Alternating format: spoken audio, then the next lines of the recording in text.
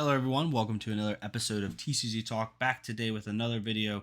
Like I said, we're getting right back into this, y'all. If you didn't see my last video, I've been gone about a month. I won't go through the same thing, but long story short, I had COVID, and a pretty bad, nasty one at that. I was going through about a week of just bedridden, and then after that, I was coughing so bad that I couldn't get through a video. I tried, and so I'm finally back, finally healthy and able enough to make these videos. So back to making content for you all. Last video we talked about the Briar bans, right? And the Plunder Run ban and the Briar errata and Briar's not good anymore and all this other crap. And personally for me, Briar, in my opinion, the short term, we'll see how it plays out. But I think Briar's still a good deck. It's definitely not the broken deck anymore that it was. It's definitely not an insane crazy deck, but I think it's still a viable deck that has a good game plan and works, right? Because if you think about it, even with the Earth errata, she still has efficient blocks. If you can get an Earth token per turn, like your 2 blocks block for 3, your 3 blocks block for 4, and a 3 block blocking for 4 on your next turn is pretty darn good. And she still can make go again with her cards. It's not this stupid play 4 attacks every turn go again where you're dealing 15, 20 damage per turn. But the deck I'm going to show you today, I'm dealing still 10 damage per turn at least, sometimes even more depending on how it goes. And that's still pretty good. I mean, it's definitely like a mid-level Katsu, right? Unless he hits his crazy combos. But this is just, I'm not saying this deck is end all be all deck, and this is just a deck I kind of put together since the ban list came out. So if it's not the greatest deck in the world, like this isn't meant to be an all-in go to Nats deck with, but this is meant to give you an idea that Briar is still viable, and show you that the deck is still decent. So I just wanted to make you aware of that. So again, we're using Rosetta Thorn. It's kind of a no-brainer, have to use it. Arcanite Skullcap is out. Like I said, if you've never seen my deck, not like I said, but if you've seen my deck text before, you know that I always give high budget and low budget equipment options because not everybody in this game has an Arcanite Skullcap or can afford one. But if you have Arcanite Skullcap, use it. It's the best headpiece for her, ideally. If you don't have that, the next two I would pick are Crown Dichotomy and Hope Merchant's Hood. Crown Dichotomy is really good if you're wanting to bring in cards, maybe in a fatigue matchup. It also has Arcane Barrier. Hope Merchant's Hood, I like Hope Merchant's Hood and Briar because the one thing with Runeblade that will kind of derail you in a sense is drawing the dreaded 4 non-attack actions, right? Or 4 attack actions. So with that, it basically gives you a hand reset, which is really useful, especially if you're playing Blitz. It's almost, in my opinion, maybe even the main headpiece that you use. For the arm piece, I use Grasp of the Arknight. That's really the only one to use. It blocks for 3 over its lifespan. You can create a Rune Chant if you need to, if you want to ping a little bit of extra arcane damage with Briar. Typically, you won't use that Rune Chant ability. It's really just a 3 block. My main chess piece that I use, I didn't put it in here, but why I don't know. Actually, I can do it now. I really don't care to. I always got upset when I did this prior to, but now I really don't care. But Ether Ironweave is another good one that you can put in here.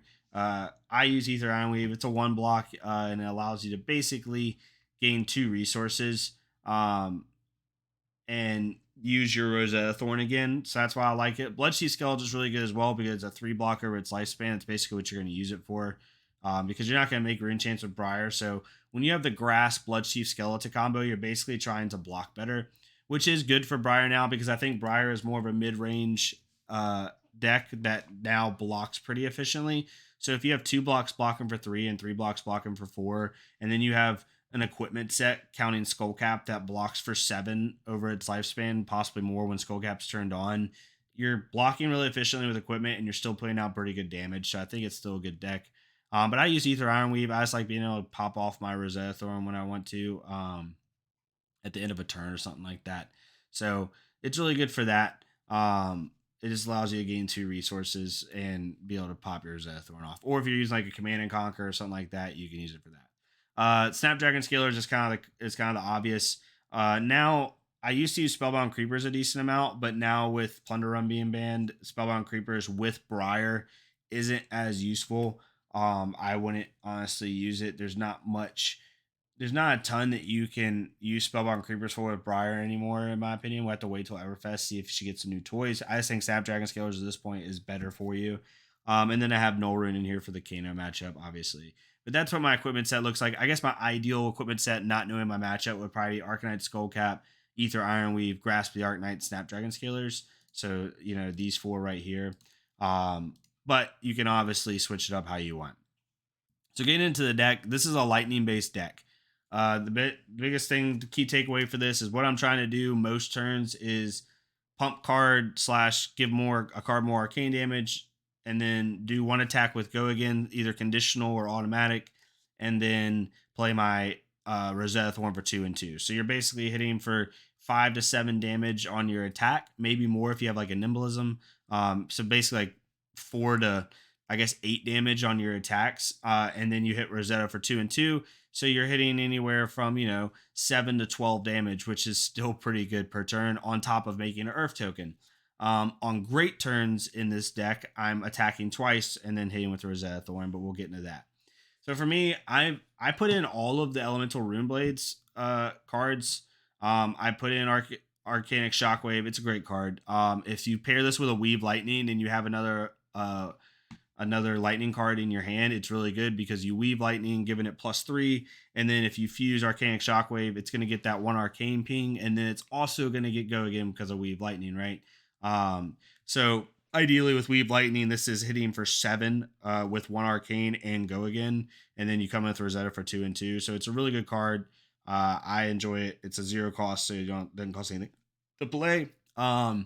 Rights of Lightning is really good as well. Again, if you can pair any of these three with Weave Lightning, they automatically go again if you have another Lightning card, so that's really good. I think I have 30 Lightning cards in this deck, so I pretty much never have a problem fusing. Rights of Lightning is really good. You saw it in a couple high-level Briar decks. Basically, if it's fused, it deals 1 to Arcane. If the Arcane gets through, or if you've dealt Arcane damage at all this turn, it gets go again, so it's kind of like a meet and greet. It's really good. I like this card a lot. And like I said, it's been used in a couple of the Briar decks. Entwine Lightning is good as well. It's pretty much automatic go again in this deck. I have 30 Lightning cards. I've rarely had a time where Entwine Lightning couldn't be fused. So it's basically a 0 cost 4 of go again. It's a common card that's used in Briar. Veil of Flash is really good as well if you can fuse it. It basically allows you to play your next non-attack action is over an instant. So basically, if you can get the fuse off and you have another non-attack action in your hand, it's gonna give you go again pretty much because you're gonna play at instant speed, which is gonna give you your action point back.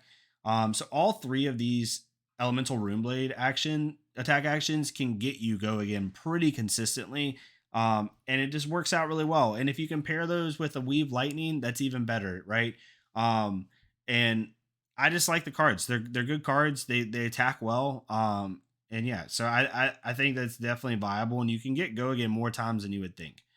Enlightened Strike's just really good. You can do for go again. You can draw a card off of it if you already have go again from a lightning token, or you can do 7 at the end of a turn just to hit really hard. You pair this with a nimblism, it gets even better, right? You're all of a sudden hitting for 10 or hitting for 8 with go again, depending on how many. If you have a 5 card hand, right, with Arsenal. Heaven's Claw, I had this in here as lightning, so I can use it to fuse, but it's also a 1 for 5. It's not the greatest attack in the world, but it's a lightning card to be used for fuse, and it's a 1 for 5, which isn't bad. If you couple this with a nimblism, you're hitting for 8, right? If you already have a lightning token, that's even better, right? If you sting a sorcery, the nimblism to pitch for Heaven's Claw, pitch a blue, right? All of a sudden your Heaven's Claw is hitting for 8 physical, 1 arcane with go again. You still have 2 resources for your Rosetta, and it's not bad. I like it. Lightning Surge, you just always arsenal this card. It has go again, and you can use it for fuse. I run 6 Weave Lightnings. The blue I usually use for pitch and block if I have an Earth token, and then the reds I use to pump my cards. Flash is another card that when it first came out, I thought it was severely underrated. Personally, I love this card. It doesn't cost anything to play. It still blocks. It's a non-attack action. It's lightning card, so you can use it for fuse. And the next action card you play this turn with cost 0 or greater at red gains go again. So basically, it gives your next card go again, no matter what, right? So it's really good to play with a snatch. It gives snatch go again automatically, right? So it's just it's a great card. I love this card. It's basically like an automatic go again no matter what. Again, as you can see, there's a trend here. This gives you go again, right? Weave Lightning with Arcanic Shockwave can give you go again. Weave Lightning with Flash or Flash with Arcanic Shockwave can give you go again. It can give a Heaven's Claw go again, stuff like that, right? It's just a really good card. Going in, Electrify is kind of a common good card. You know, you arsenal this, it allows you to draw, and it basically puts the pressure on your opponent to block because it deals an additional 3 damage. It doesn't do what it used to do, where it creates additional Earth tokens, but this can help you go over the top and create that Earth token. I use Lightning Press to help proc some of the abilities that these people have on hit. Snatch is really good, especially if you can do it with a flash. You can do it with a Lightning Press, right? That's really good for that. Give it go again, and then or Lightning Press it, then give it go again. All of a sudden, you draw and you just hit for 7. Really useful for that. Flicker Wisp, if you can couple this with Sting of Sorcery, it's even better. But this basically allows all of these cards right here that deal, or these 2 cards that deal Arcane, to deal 2 Arcane. So it's really useful for that. And if you, like I said, if you can couple it with a Sting of Sorcery, it's even better. But it basically helps your Arcane damage push through a little bit more. This is a card you could sub out. But I'm gonna experiment a little bit more with it, see if I can make something of it. Pulse of Candlehold I have in here. You could sub these out. Again, this is kind of, this part of the deck is where I'm getting a little experimental and just trying things. Force of Nature is really good. I use it. The main point of it being in this deck isn't to get that constant draw card mechanic. Like if I play Force of Nature and then I Lightning Press something, you know, or Nimblism something, and it hits, that's really good because I'm going to draw. But it's not as needed for me, right? Obviously the ideal lineup is you Nimblism, Force of Nature, and then play Arcanic Shockwave. So all of a sudden it's got go again from the lightning token. It's hitting for 7, and you know, if it hits, it's going to draw a card, right? So that's really good. But I also use it. It's a 3 block. So if you have an Earth token, it's going to block for 4, which is a really good break point. And I just enjoy the card. Sending a Pulse of Candlehold, I don't really have it in there for fatigue, like the help with fatigue, even though it does help with that.